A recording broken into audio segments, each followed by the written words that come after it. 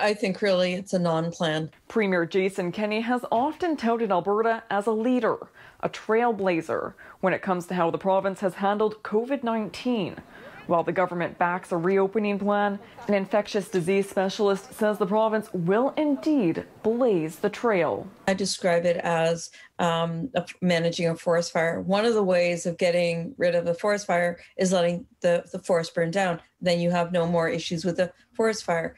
But in the meantime, people can get hurt. Alberta's Chief Medical Officer of Health, Dr. Dina Hinshaw, penned an editorial Wednesday saying, quote, vaccine coverage has changed the nature of the province-wide risk of COVID-19. She called testing and isolating extraordinary measures, saying, quote, it was necessary before vaccines, but it is also incredibly disruptive. It could only be justified when the risk was unchecked by vaccine protection.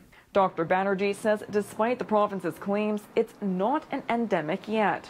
And while lockdowns are not needed, simple measures would help.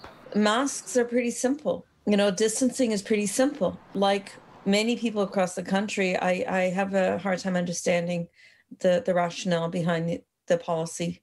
Kenney quoted Dr. Sarah Fortune, the chair of the Department of Immunology and Infectious Diseases at Harvard University, in support of the province's plan. She said last week that, quotes, Alberta is taking reasonable steps in the face of having done a good job of bringing the viral numbers down and in the face of good vaccine coverage.